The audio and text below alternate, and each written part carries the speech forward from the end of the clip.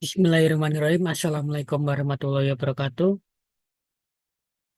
Di kesempatan kali ini, tepat pada pertemuan keempat, tanggal 14 Oktober tahun 2024, pada mata kuliah Sistem dan Teknologi Informasi dengan dosen pengajar yaitu Bapak Wijianto, Sarjana Komputer, Magister Pendidikan, Magister Komputer. Baik, di sini kami kelompok 2, Teknik Informatika 24A3 yang beranggotakan Muhammad Ridho, Andika Dwi Febrianta, Muhammad Gali Mahardika, Alfius Purnama Jonas Alexandro, dan Raffi Yulio. Baik, mari kita simak materi dari hasil diskusi kami.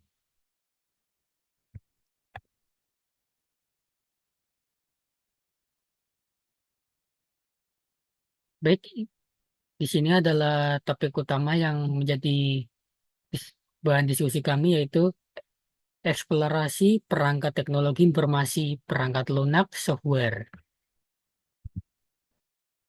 Apa itu perangkat lunak software? Perangkat lunak atau software adalah program komputer yang berfungsi sebagai penghubung antara pengguna user dengan perangkat keras hardware. Software merupakan penerjemah antara manusia dengan komputer, di mana manusia memberikan instruksi dan komputer sebagai penerimanya. Software memiliki beberapa fungsi, di antaranya mengontrol perangkat keras, melakukan perhitungan, berinteraksi dengan software lain, dan mengatur aktivitas kerja komputer. Berikutnya adalah cara kerja perangkat lunak. Perangkat lunak atau software bekerja dengan cara memproses perintah yang diberikan pengguna, yang disebut input, menjadi bahasa biner yang dipahami oleh perangkat lunak.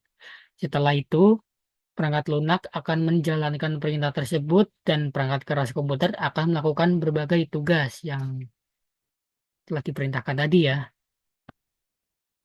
Selanjutnya yaitu peralatan yang termasuk dalam kategori perangkat lunak software dan beserta fungsinya. Yang pertama, perangkat pengelolaan berkas, file management tools. Kita ambil contoh yaitu File Explorer yang di sini berfungsi untuk menelusuri dan mengelola file dan folder. Ada beberapa perintah dasar yaitu copy, move, rename, dan delete yang dimana fungsi perintah dasar ini berfungsi untuk memanipulasi file. Contoh selanjutnya adalah disk partitioning tools seperti disk management di Windows atau fdisk di Linux yang dimana fungsinya untuk mengelola partisi hard drive. Yang kedua, peralatan pengelolaan memori atau memory management tools. Kita ambil contoh yaitu Text Manager pada Windows atau Top pada Linux, yang dimana keduanya memiliki fungsi yang sama yaitu untuk memonitor penggunaan memori dan proses yang berjalan. Contoh kedua yaitu Garbage Collection, yang dimana fungsi ini, fungsi alat ini membantu dalam mengelola memori otomatis di beberapa sistem operasi. Yang berikutnya, peralatan mengolah proses atau proses manajemen tool. Tag Management atau Windows, Activities Monitor atau macOS, atau PS, atau Top, atau Linux, yaitu untuk melihat dan mengolah proses yang sedang berjalan. Sendulis Tool, yaitu alat yang membantu sistem operasi mengatur eksekusi proses-proses yang berjalan. Yang keempat, peralatan keamanan atau security tool. Firewall, yaitu alat untuk mengontrol lalu lintas jaringan yang masuk dan keluar. User authentication tool, yaitu seperti login, sistem, dan manajemen user. Antivirus, yaitu untuk melindungi sistem dari malware. Yang kelima, peralatan mengelola jaringan atau network management tool. In yaitu untuk menguji koneksi jaringan. Router, yaitu untuk melacak router paket data. Network Monitor, yaitu untuk memonitoring lalu lintas jaringan dan medianosa masalah. Yang keenam, peralatan pemulihan dan diagnostik atau recover and diagnostic tool, yaitu sistem restore atau Windows atau time maintenance atau Mac OS, ya itu untuk memulihkan sistem ke titik waktu tertentu.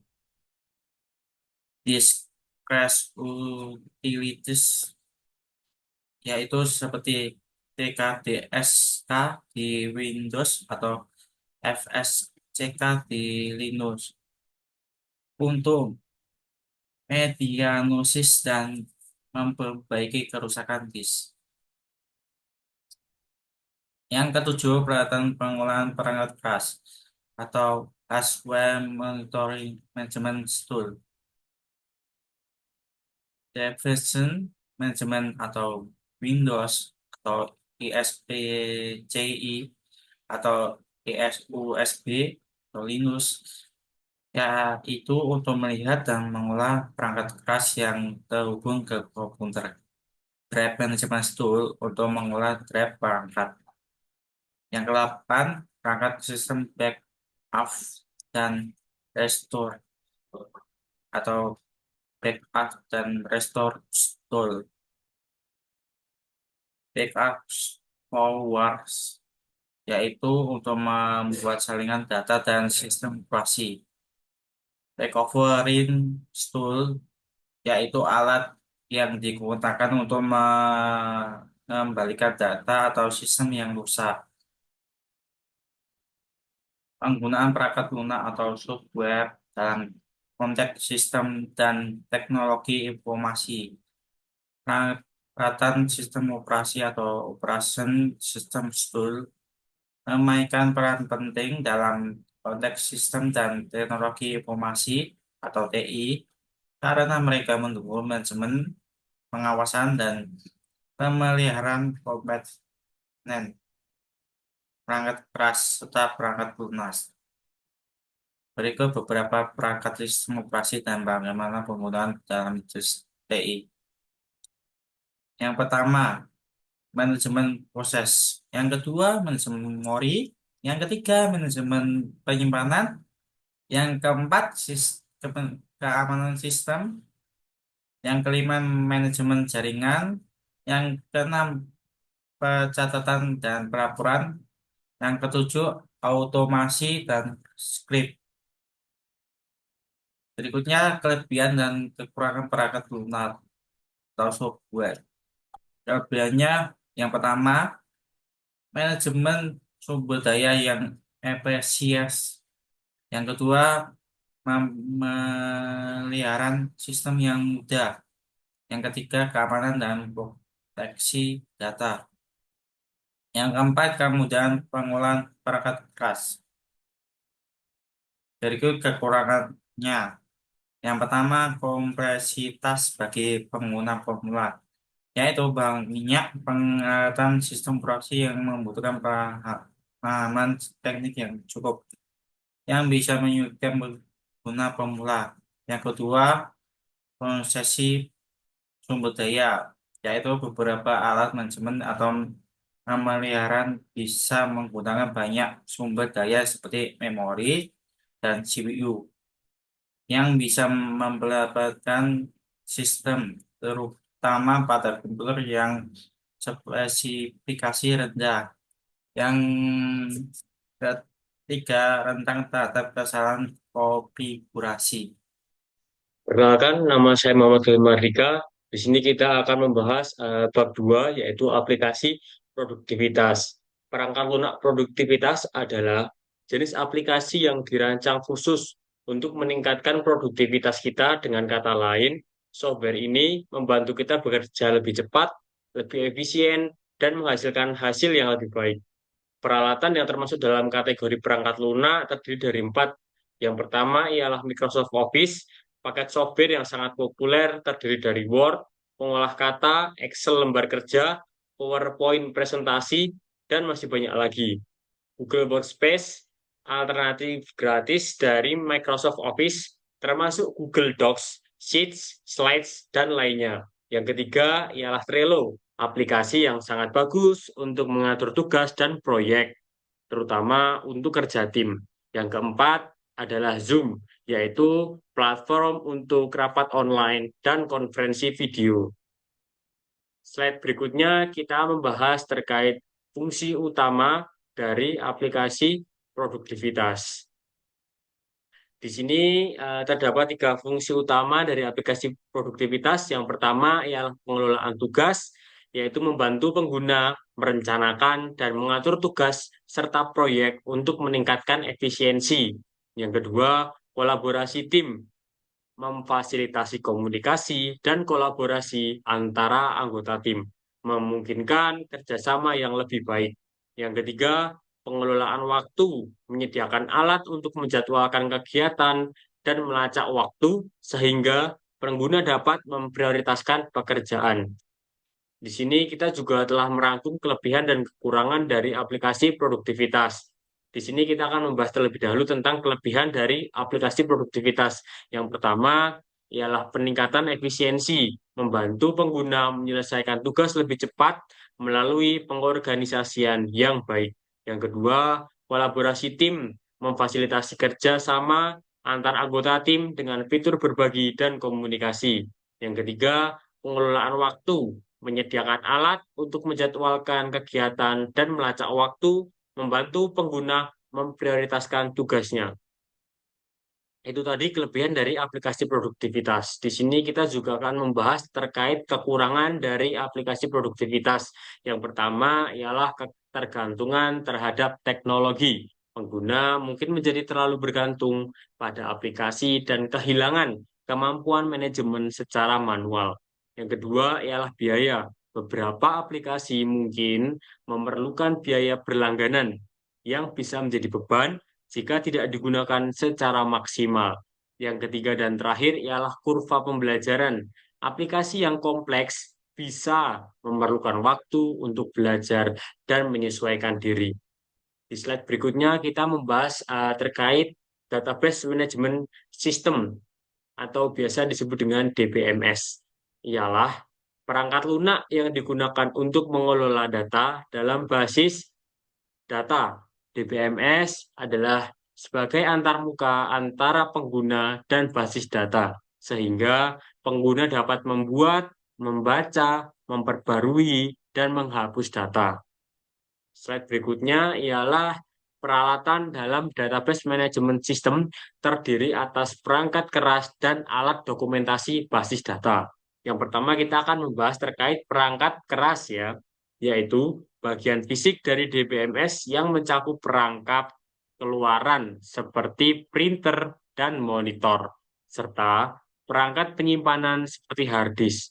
Tidak hanya perangkat keras saja, di DBMS juga terdapat alat dokumentasi basis data, ialah daftar alat yang memungkinkan dokumentasi skema basis data seperti deskripsi skema tabel, hubungan, dan tipe data. Di sini kita juga telah memberikan contoh-contoh dari DBMS, yaitu PostgreSQL, Oracle Database, MySQL, dan lain sebagainya. DBMS memiliki beberapa fungsi, di antaranya mengelola data, mesin basis data, dan skema basis data, menjamin keamanan data, integritas data, dan konkurensi, memastikan data terorganisir secara konsisten dan mudah diakses, memfasilitasi akses ke database oleh beberapa orang sekaligus dari manapun. DBMS digunakan dalam konteks sistem dan teknologi informasi. Database Management System atau DBMS. Sistem manajemen basis data merupakan perangkat lunak yang berperan penting dalam sistem teknologi informasi.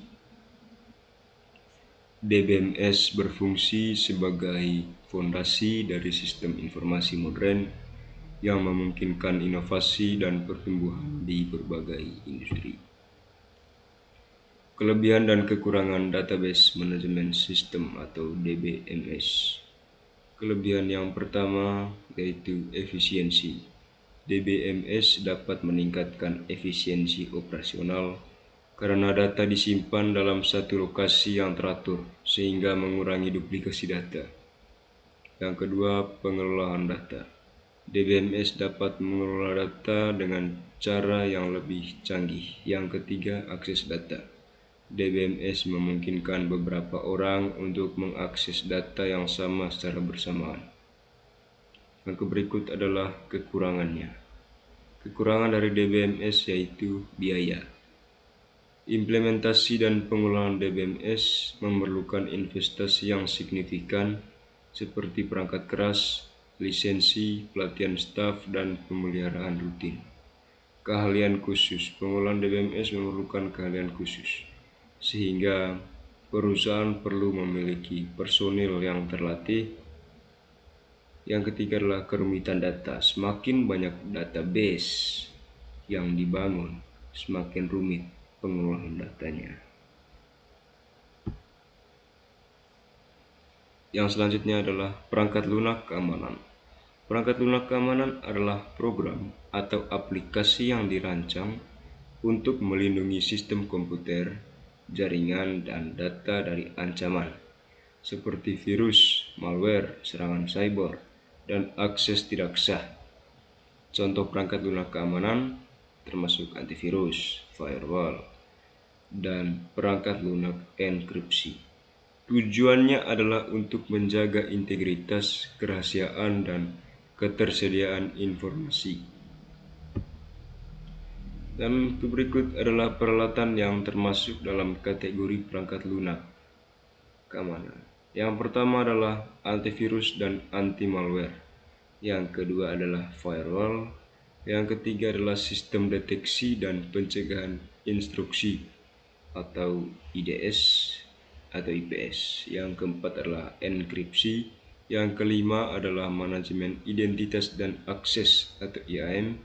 Yang keenam adalah pemindaian kerentanan. Yang ketujuh adalah backup dan pemulihan data. Selanjutnya yaitu fungsi dari masing-masing peralatan tersebut. Yang pertama antivirus dan anti-malware, yaitu mengontrol lalu lintas jaringan, mencegah akses tidak sah ke sistem dengan memfilter paket data berdasarkan aturan tertentu. Yang kedua, firewall, memantau aktivitas jaringan untuk mendeteksi dan mencegah potensi ancaman atau serangan.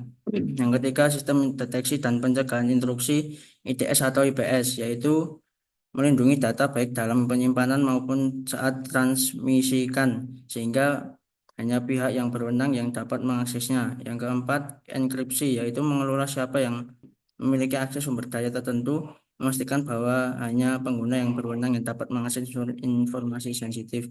Yang kelima, manajemen identitas dan akses IAM, yaitu secara rutin memeriksa sistem dan aplikasi untuk menemukan celah keamanan yang dapat dieksploitasi. Yang keenam, backup dan pemulihan data, yaitu menjamin data dapat dipulihkan setelah insiden keamanan, seperti serangan ransomware. Yang ketujuh, pemindahan keamanan, yaitu secara rutin memeriksa sistem dan aplikasi untuk menemukan celah keamanan yang dapat dieksploitasi.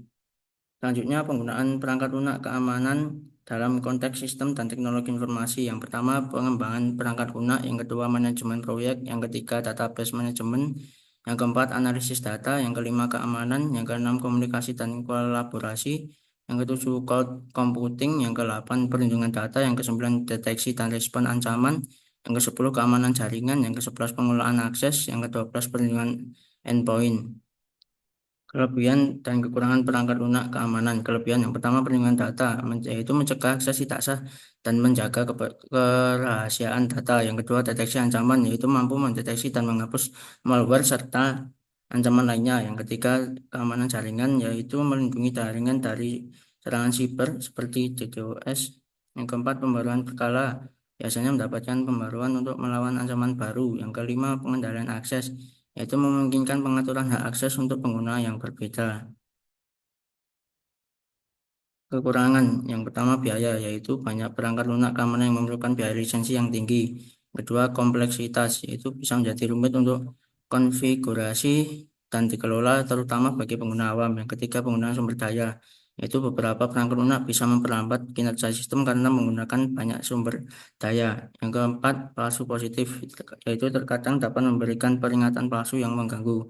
Kelima, keterbatasan, tidak hanya dapat perangkat lunak yang bisa memberikan perlindungan 100% sehingga ancaman baru tetap bisa muncul.